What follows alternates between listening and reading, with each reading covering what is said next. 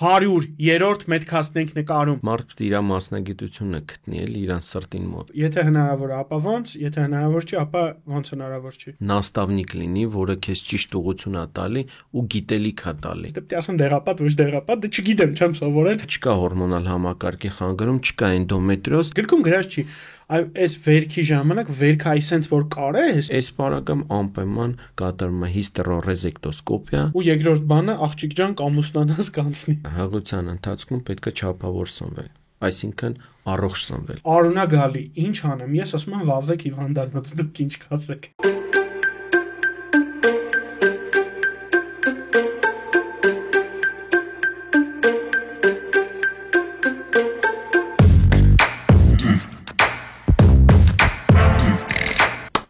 Ողջույն սիրելի բարեկամներ, այսօր մարտի 8-ն է, բոլոր կանանց աղջիկներին, բոլոր իքական սեռի ներկայացուցիչներին, բոլորին սիրով շնորհավորում եմ ցանկանալով առողջություն, երջանկություն ու երկար տարիների կյանք։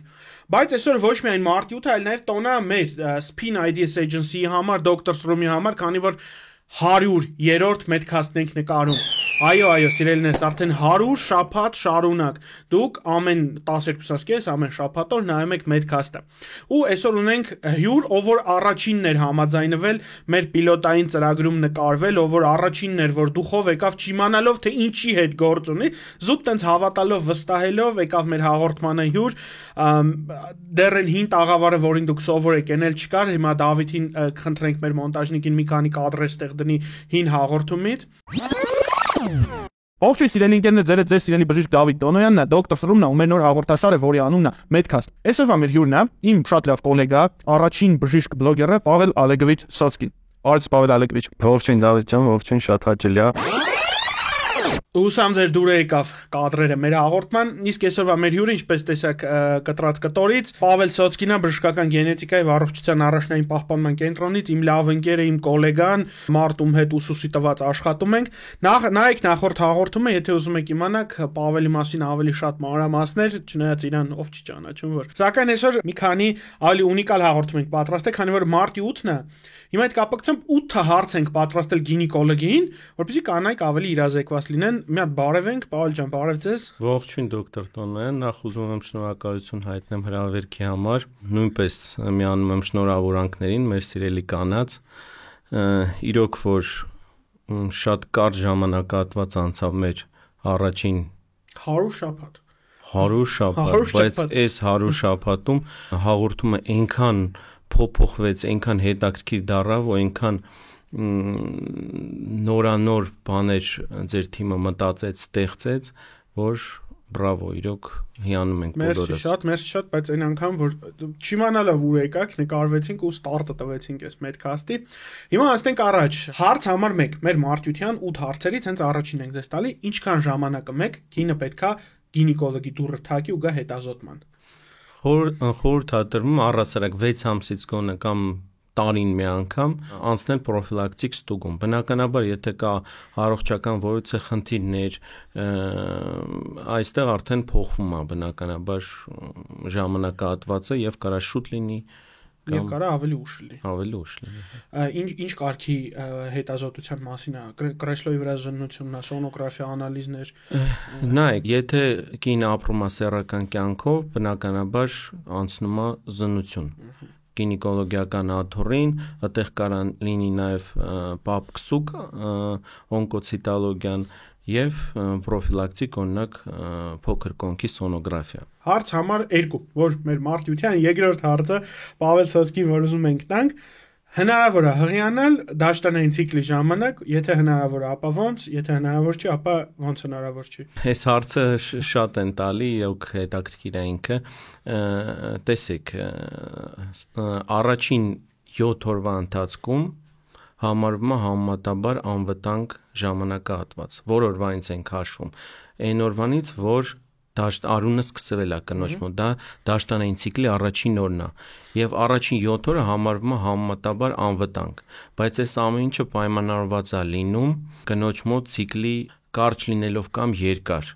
Դրա հետ կապված օրինակ կինը օրինակ կա 6-րդ, 7-րդ կամ երբեմն 8-րդ օրը արդեն իսկ հղիանալ ցիկլի, բայց բնականաբար բուն հենց առաջին, երկրորդ կամ երրորդ օրեն, երբ սկսվել է առատարունային արտադրությունը, դաշտանա։ Այդ դեպքում հղիանալու հավանականությունը մինիմալ է, նույնիսկ հավասար համարյա 0-ի։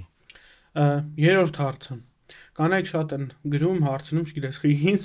ուղղորդում եմ միշտ իմ ընկեր գինեկոլոգներին, ինչպես հասկանան հորմոնալ խնդիրներ կան, թե ոչ։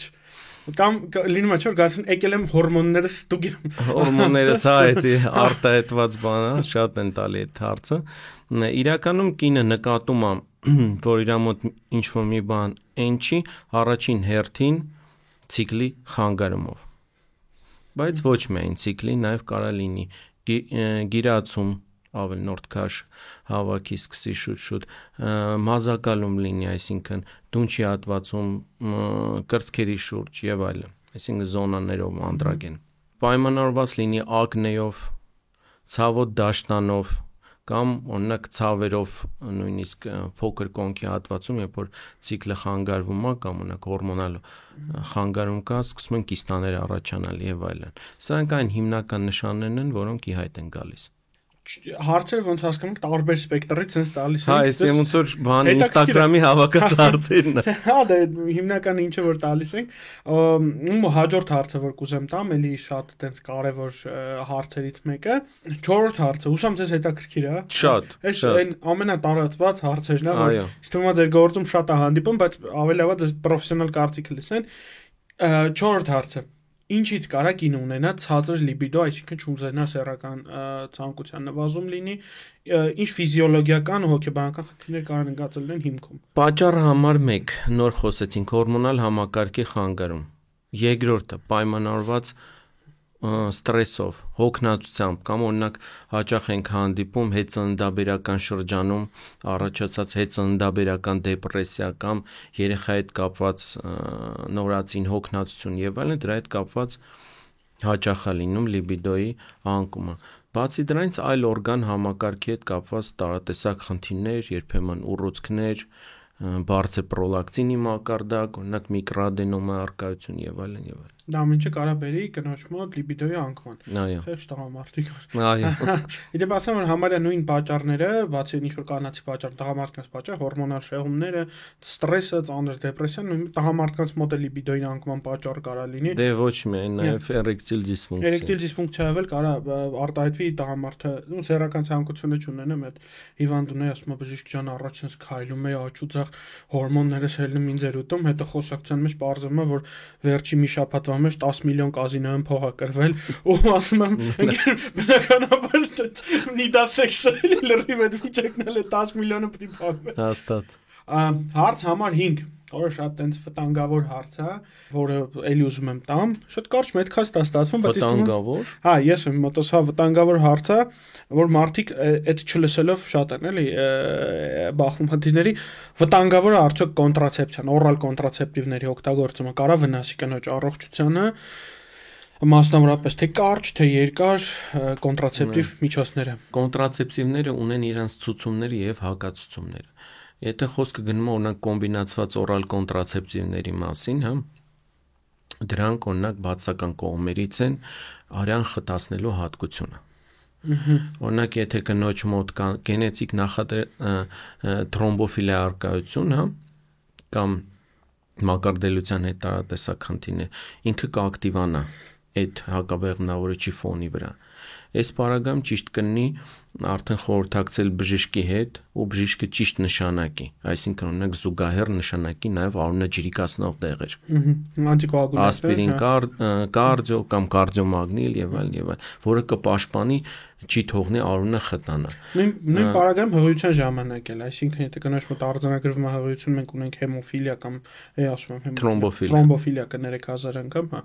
թրոմբոֆիլիայի տարբեր ֆակտորներ, ապա մենք դրա հետ նույնպես կարող ենք խնդիր ունենանք։ Դե հաղորդության ընթացքում հակաբեղմնավորիչներ չենք նշանակում, բայց առհասարակ հաղորդության ընթացքում ինքը կարա ակտիվանա։ Էդի մեկ, երկրորդը մնացա ինչ խոսքը միայն կոմբինացված օրալ կոնտրացեպտիվների մասին է, չէ՞, հաբերի մասին է խոսքը։ Հաբերի մասին է։ Ուրիշ ինչ կոնտրացեպցիայի մեթոդներ կանք կիրառեն, էլի։ Դե ներարգանդային պարույր, որը օրինակ նույն միրենա ներարգանդային պարույրը, որը այսպես ասած հորմոնալ պարույր է եւ կիրառվում է բուժական նպատակով։ Ինքը նույնպես հորմոն արտադրող է եւ ունի իր ցուցումներ եւ հակացություններ։ Այս բaragam մենք պետք է քշերքին դնենք ոնց է տվյալ կնոջ առողջության պայմանավորված։ Այդ միրենա որ ասել գիտեք ինչի հիշեցի քննության եմ գինեկոլոգիայի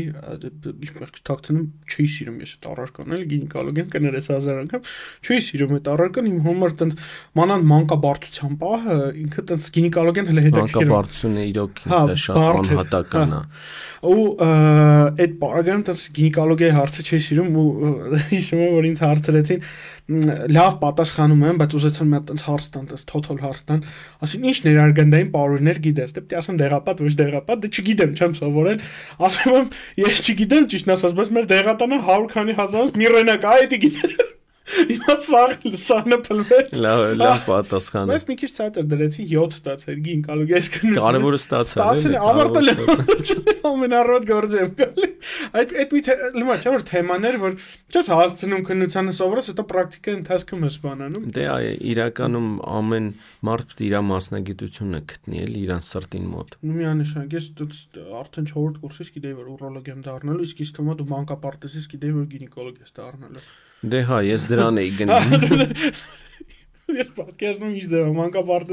մանկապարտեզում հարցնում են ինչ ես դառնում, ասա գինեկոլոգ, բայց ինչի գինեկոլոգ։ Դե արի բացատրել։ Գիտեի Պավլ Ալեգովիչի մաման բժշկական գիտությունների դոկտոր Օլգա Սոցկայանն է ու ինքն է մեծ դեր խաղացել եւ ընտրության։ Այո, միանշանակ։ Որտեվ անվանի ինքը եղել է իմ շունչը ստեղծագործական, sense ես նայել եմ իրան ու ասել եմ այ իրանման մասնագետ չի դա։ Սիրում որ դաժե այսքան տարի դու բանես արել, որ մտնում եմ մեկ մի անգամ մտա լեկցիա պիտի կարդաս, բայց մամայի հետ մի հատ էլ որով անցնում ես տնաս հանգրս բաճանի, դա շատ кайֆ պահ է, էլի որ շատ դա իրականում ոնց որ միշտ այսպես ասած նաստավնիկ լինի, որը քեզ ճիշտ ուղղություն է տալի ու գիտելիք է տալի։ Դա անփոխարինելի բան է։ Դրա համար եթե օրինակ միշտ ասում եմ ուսանողը բժշկականում սովորում է եւ իր ծնողներից մեկը բժիշկ է աշխատում։ Պետք է անպայման այդ մասնագիտությամբ գնա։ Նյուանսները որովհետեւ սովորես մենակ աշխատող բժշկից։ Օրինակ ես մասնագիտական լիքը նյուանսներ կա սովորել եմ ավակ ընկերներից։ Գրքում գրած չի Այդ ինչ գրքում գրած չի այ այս վերքի ժամանակ վերքը այսենց որ կարես չգիտեմ վերքը ավելի լավ կգա դա փորձն է այդ փորձը որ քո հետ կիսվում է բացի փորձից նա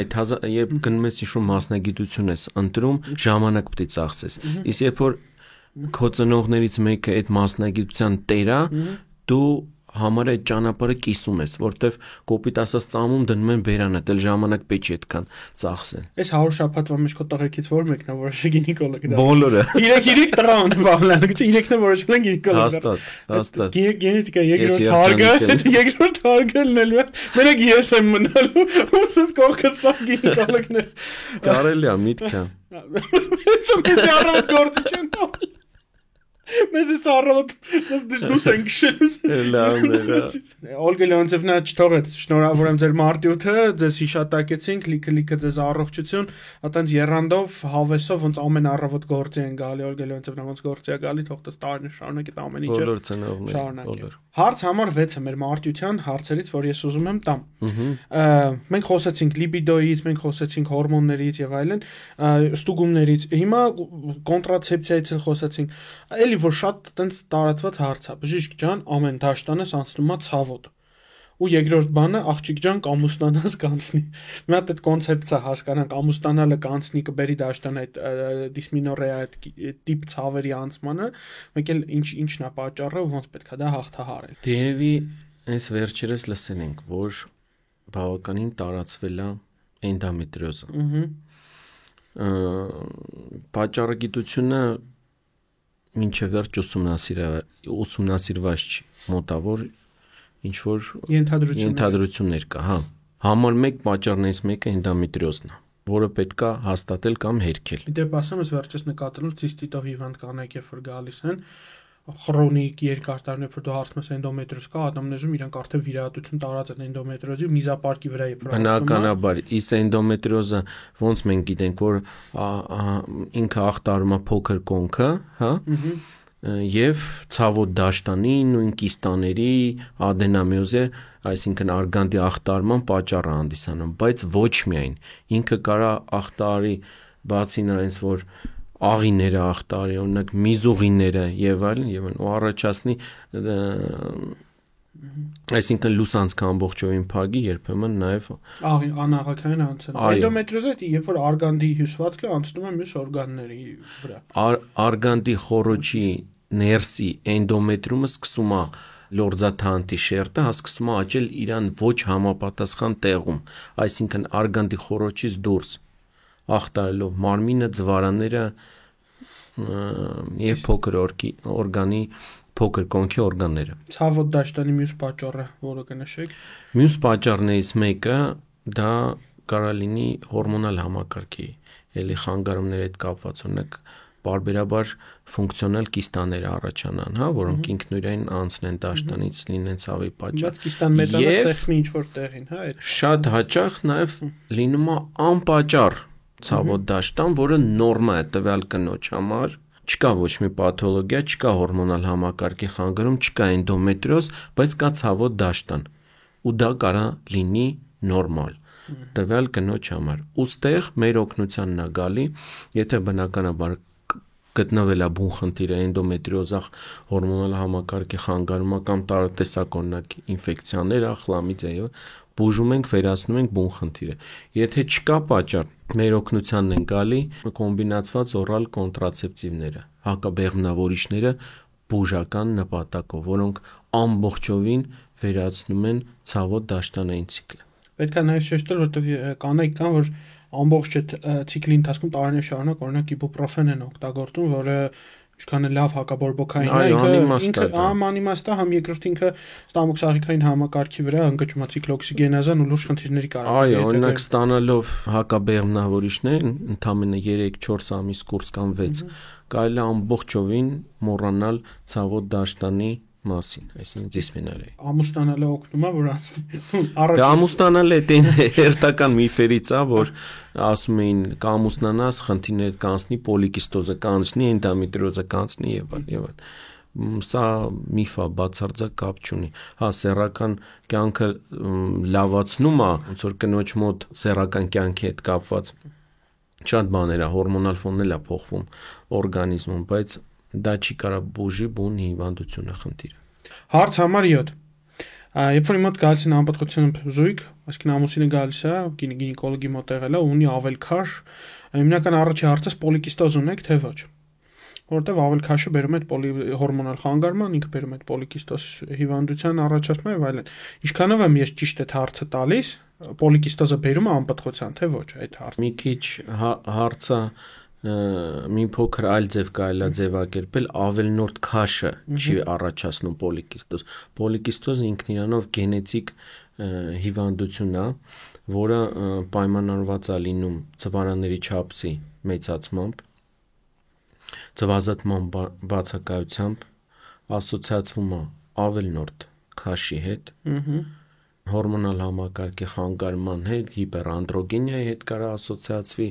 ավելնորդ մազերի աճ եւ այլն եւ այլն։ Դե բնականաբար ստեղից բխող արդեն անպտղություն անովուլյացիայի հետ կապված եւ քաշի ավելացումը հորմոնալ համակարգի խանգարումները։ Ստեղ պետքա բացի նրանից, որ այդ հարցը տակ, այսինքն, ստեղ պետքա հստակ ախտորոշում դրվի։ Իսկ ախտորոշումը դրվում է երկու եղանակով՝ սոնոգրաֆիա պլյուս զուգակցված անալիզներ։ Օրինակ, այդ կանանց բնորոշը AMH հորմոնի անտիմյուլլերային հորմոնը լսել եք, որ պտղաբերության համար է պատասխանատու։ Դա բարձր է լինում այդ կանանց մոտ։ Պլյուս իրանք ինսուլինը ռեզիստենտականությունը շատ բարձր է լինում։ Այսինքն ամեն դեպքում ավել քաշ եթե կա, պետքա պոլիկիստոզը գոնե բարձրացնել, որովհետև կարող զուգակցված խնդիրներ, այդ մի համախտանքի մեջ եթե կա ցիկլի խանգարում կամ երկարատև դաշտանքի տեսե ավելնորդ քաշ, արդեն մոտավորապես կարող ես հասկանալ, որ հա, հնարավոր է կնոջ մոտ լինի պոլիկիստոզ։ Ամեն դեպքում ինձ թվում է անպատվության պարագայում առաջերտին այդ սոնոգրաֆիկ հետազոտությունը։ Ախր գիտես ցավը որն է, որ օրինակ տղամարդկանց օրինակով բերեմ, մի 5 հատ էկո է արած, ամեն ինչ արած է, բայց մի հատ ամորդիների սոնոգրաֆիա չունի այդ մարդը ձեռքում, այս մարդը որ ասում եմ խոհան ենք, կյանքում չի տեսե, հա, դե որովհետև ինչ որ մարդկանց կարող է պետք է որ էկո արվի, ասենց կան լավ մասնագետներ շատ կան, բայց լինում է ինչ որ մարդիկ ովքեր ասում են դե լավ բանանենք ու չկա այդ դեպքերը, նույնը կանանց պարագայում էլ այդ սոնոգրաֆիկ հետազոտությունը փրկություն է, էլի, ինչ որ վիզուալիզացիայի ամենալավ մեթոդն է։ Բնականաբար, ու ինչն է հետաքրքիր, որ պոլիկիստոզով կանանց մոտ ամենաբարձր օվարիալ ռեզերվն է։ Դեռ անտիմյուլերն է բարձր է, հա։ Շատ է, նորմայից բարձր է, իրանց մոտ միշտ ձվաբջիջները, օրինակ արտամարմնային բեղմնարման ժամանակ շատ են ստացվում ձվաբջիջները։ Ու այդ բարձր շատ էմբրիոներ, շատ երեխեք ու հետագա։ Հարց համար 8 Չնայած 4 հատ էլ հեսա մանկաբարձությունից եմ հարց տալի, հաղորդում կարճ չստացվել, չի պլանավորված կլինի։ Ուրեմն մենք ունենք արգանդի խոռոչում որևէ գոյացություն, պոլիպ, միոմա, աստվածչանի ուռուցք եւ այլն, էնդոմետրիոզը հաստացած, չգիտեմ ես ձեր տերմինոլոգիան, ամեն բայց այս ոնց որ մանկաբարձություն չի, գինեկոլոգիա։ Այսի գինեկոլոգիան էլ մանկաբարձության հարցերը գալու են։ Գինեկոլոգիայի վերջի հարցն է 8 ես ստանում։ Ավարտում ինստիտուտը։ Սենց հարց, հնարավոր է ունենալ արգանդոմիոմա ու պլանավորել հղիություն։ Արգանդի խոռոչում միանշանակ, հա խոռոչի մասին է խոսքը։ Եթե միոման արգանդի խոռոչումը դա անվանում ենք սուբմուկոզ միոմատոզ հանգույց։ Բնականաբար սա խանգարում է հղիանալուն եւ առհասարակ հղությանը, քանի որ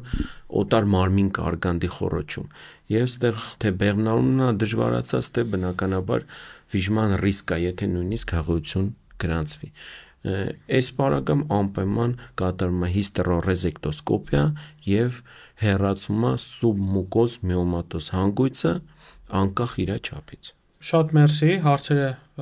սպառիչ պատասխանելու համար։ Նկարեցինք մեր 8 հարցը Մարտիրոսյան, բայց մանկաբարձությունը մնաց։ Այլ 4 հարցեր մանկաբարձությունից քննարկենք, որոնք շատ ակտուալ էլի կարող են լինել ու մեր հղիները արդեն թող մեր հաղորդումը նայեն ու ավելի պատրաստված լինեն։ Այո։ Հարց համար 1, որ ես ստանում եմ շատ, չգիտեմ խի էլի ուռոլոգ հալիս։ Բժիշկ ջան, 20 շաբաթ, 15 շաբաթ, 30 շաբաթ հղիեմ, արունա գալի։ Ինչ անեմ։ Ես ասում եմ վազեք հիվանդանոց, դուք ինչ կասեք։ Դե արունային արտադրությունը հղության ընթացքում դա նորմա չի։ Ընդհանրապես նորմալ չի։ Այո, դա նորմա չի, նույնիսկ ինձ հաճախ հարցնում են, կարողա դաշտանա մեր մոտ։ Հղության ընթացքում դաշտան չի լինում։ Եթե կա արյուն, դա բնականաբար կամ վիժման վտանգ կամ ավելի բարձր ժամկետներում ընկերքի վաղաժամ շերտազատման վտանգ է։ Եվ այս պարագայում անպայման պետք է գնալ հիվանդանոց, նույն պահին, չսպասել առավոտվան, այո, բժիշկը արդեն կնայի, կուղեգրի սոնոգրաֆիայի, կնային կհասկանան հեմատոմա է, թե շերտազատումը, ըստ դրա արդեն կարվեն համապատասխան միջոցառումներ հղությունը պահպանելու ուղղությամբ։ Երկրորդ հարցը, ես արդեն հղիությունից հետո ոնց նիհարեն կանեք։ Այդ խնդրին շատ է բախվում, ինձ թվում է քեզ էլ շատ հարցնում այդ հարցը։ Ոնց նիհարեն։ Ավել քաշը ավելանում, 10 կիլո ավելացրել է, կինը մինիատյուրն է, աղջիկեր չաղացել է, ոնց հետ գա իր այն նախ սկսենք ամենասկզբից։ Ասում են հղության ընթացքում, չէ, գերեք, շատ գերեք երեխային սնունդ ապեր։ Ընդհակառակը հղության ընթացքում պետք է չափավոր սնվել, այսինքն առողջ սնվել, որպեսզի այդ ավելնորդ քաշը չառաջանա, հետո ավելի բարդ չլինի։ Ինչ վերաբերում է արդեն հետծննդաբերական շրջանում հղությունից հետո, բնականաբար կարգավորել սննդակարգը, անպայման ստուգել ինսուլինա ռեզիստենտնեսը, գլուկոզա, ինսուլինը, հոմ ինդեքսը, եթե տեղ կա խնդիր արդեն փորձել դեղորայքով կարգավորել, պլյուս ֆիզիկական ծանրաբեռնվածություն, սնունդ ավելի Ոնց նիհարում պետք է նիհարը մնացած։ Այո, հեծանդաբերական շրջանում պետք է նիհար։ Երրորդ մանկաբարձական հարցը, որ էլի շատ կուզեի, թե շատ ընդ միֆային հարցեր, դա բայց տալիս եմ այն ակտուալ հարցերը, որ ավելի շատ հղիները նայեն ու իրանց համար այդ խնդիր լինի։ Երրորդը, այստեղ արդեն կիսաուրոլոգիական հարցեր, էլի վտանգավոր սիմպտոմներ։ Եթե մենք ունենք ճնշման բարձրացում հղիության ժամանակ, այսինքն ինքը էլի կարող խոսա վտանգավոր ինչ-որ սիտուացիայի մասին, ինչ պետք է Պրեկլամպսիայի մասին, պրեկլամպսիայի, էկլամպսիայի եւ մեզոմել սպիտակուց հետ արդեն վտանգավոր է։ Ու որ ճնշման թվերի ժամանակ պետք է անհանգստանալ։ Մենք մանկաբարձ գինեկոլոգներս բնականաբար առաջին հերթին հղության ընթացքում ֆիքսվում ենք պրեկլամպսիայի վրա։ Դա բնականաբար ոչ միայն ճնշման պահ ախտորոշվում, պետք է մեզի մեջ սպիտակուց լինի, այտուցներ լինեն եւ այլն, բազմաթիվ չափորոշիչներ կան։ Դե նորման մեր համարվում է 120 80, այո, ճնշում։ Եթե դրանից ավել բարձրանում է, արդեն ոնց որ ասած տրիվոգա։ Պետք է հետազոտվել, հասկանալ սպիտակուց կա մեզի մեջ ժամկետը հղության, հիպերտոնիա ունեցելա ունի եւ այլն եւ արդեն ստեղ դիետաներով դեղորայքով եւ այլն փորձում են կարգավորել եթե վիճակը վատ տարանում է դե օրինակ սկսում է պրեկլամպսիա կոչվածը արդեն պետք է հոսպիտալացվի անպայման այո պետք է հոսպիտալացվի մեկ է 4-րդ ամենակարևոր հարցը ասենց որ ուզում եմ տամ որ շաբաթում կան սոնոգրաֆիա որ իմանան աղջիկա թե տղա է ամենակարևոր հարցը որ շաբաթում է հստակ որ դու նայես իդեպ ավելի սոնոգրաֆիկ ապարատը ստե գովազդեմ շատ լավն է շատ թանկ է ու շատ տենց էֆեկտիվ է իրականում թանկը չի հարցը ինքը շատ լավն է ես ասացի սկզբից լավ է այո էքսպերտ դասի սարքավորումը որը հնարավորություն է տալիս այլ ավելի շուտ ախտորոշել տեսնել դե դու ես վերջերս քո բան ծառայությունը համալրեցիր ոչ միայն այդ սարքով այլ նաև բան օֆիսային հիստերոսկոպիայով օֆիսային հիստերոսկոպիա, կոլպոսկոպիա, հիստերոռեզեկտոսկոպիա, աղագին հիստերոռեզեկտոսկոպիան վիրահատարում, բայց դուք օֆիսային հիստերոսկոպիայի ծառայությունը դա արդեն այո մեր հիվանդանոցն առաջինն էր որ դες բան ներդրեցին այո բավականին ժամանակին համընթաց փորձում ենք շարժվել ժամանակակից տեխնիկայով ինչ վերաբերում է մեր սերին դե սերը հնարավոր է տեսնել սոնոգրաֆիայի միջոցով 11-12 շաբաթից սկսած բայց ես օրինակ դեպքեր ա եղել որ 9 շաբաթում եմ տեսել ու դեպքեր ա եղել որ մինչև 25 շաբաթ հնարավոր չի եղել որ չէ 25 շաբաթ չէ այդ ժամկետներում կարող է պահի տակ դիրքը հարմար չլինի բայց ինքը հստակ երևում է ամենաշուտը լինում է նաև 9-10-ից բայց հստակ որ ավելի լայն կարելի ասել 11-12 Մի հատ շատ զավեշտալի պատմություն պատմեմ մենք սերի վրա չենք կենտրոնացել ֆրալիսս ծնվում էր նայեցինք առաջի անգամ բժիշկը sense նայեց Դավիթ Աբովյանն եղել որին չգիտեմ աշխարհի չափ շնորհակալ եմ որ այսօր ես երեխա ունեմ որովհետև թե երեխուս թե կնոջս կյանքը փրկեց հաղորդումներից մեկում դրա մասին պատմել եմ Աբովյան Դավիթը համ կնոջս կյանքը փրկեց համ երեխուս կյանքը փրկեց ես ինձ շատ շնորհակալ եմ ու քանի որ մի քիչ դժվար հղիություն էր մենք չենք կենտրոնացել սերի վրա մեզ վիտալ տվյալները ավելի շատ հետաքրքիր էր սիրտը ամեն ինչ մնացածը ու 10 շաբաթ 11 ասենք տղա է թե աղջիկ ասեց ոնց որ թե տղա է լավ չի երևը մյուս անգամ կգա ավելի հստակ երևը ու բանի տեղ չտրինք էլ այդ սերի որոշումը ականջի հետևենք գցե չգիտեմ խի մտքներովս անցրել որ տղա է հա ֆիքսվել եք շորեր ենք առել չգիտեմ 100 բան ենք առել 30 դա ամենասխալ բանն է 31 շաբաթում նայում է Դավիթ Լևոնյանը ասում ոնց է Ալեքսանդրս անունն եմ մտածել ասում Դավիթ ջան ինչ Ալեքսանդրա է Անդե սաղ թղթերում ինքը աղջիկ է բան հա դա Ալեքսանդրանը չի սիրում Ալիսա եղավ սաղ թղթերում աղջիկ է բան մարդիկ նայել ֆիքսել են հետո բան ու մեզ որ չի հետաքրքրել չեմ հարցրել սերը տենց այդ կարգի անտարբեր են եղել սերի նկատմամբ ու դա կեմանիշ տեսում է Դավիթ ջան աղջիկ է Օ ասու այդ պահին մենակ կինս sense նայում է ինձ ես տենց աշխարհի չափ ուրախացել եմ որովհետև տենց երազում է աղջիկ երեխա ունենամ ու այսօր տենց երազանքներից բոլոր երեխաներին բոլորին ու իր մարտուտն էլ այսօր Ալիսոկ շնորհավոր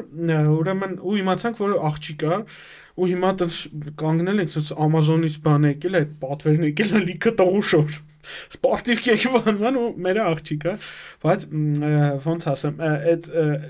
զուտ ավեշտալի պատմություն Դավիթ Լևոնչին եւս մի անգամ շնորհակալություն այսօր մարտի 8-ին նաեւ աղջկաս ծնունդն եմ շնորհավորում, որովհետեւ այն ֆանտաստիկ աշխատանքը մանկաբարձ գինեկոլոգները տամ են դուք, այն մարդիկ ովքեր ստացիոնարներում են աշխատում այդ բանը, դա ֆանտաստիկայի ժանրից է նոր կյանք տալ ու օգնել մարդկանց, որպեսզի նոր կյանք ստեղծեն։ Այսօրվա մեր մեդքասթը գալիս է իր ավարտին, Պավել Ալեգովիչ, մի երկու մաղթանք, որ ասում է տնավարի։ Եվս մեկ անգամ ուզում եմ շնորհավորեմ սիրելի կանանց, մաղթեմ առողջություն, իրանց նկատմամբ ուշադիր լինեն, պարբերաբար հետազոտվեն, ձեր հաղորդմանն էլ մաղթում եմ ամենայն հաջողություն, ձեզ լիքը հետաքրքիր մարդկանց, էլ ավելի զարգացումներ, ձեր պրոյեկտը էլ ավելի մեծանա եւ բրավո Դավիթ ջան, դուք դες մերսի, շատ լավ մասնագետ եք ու շատ լավ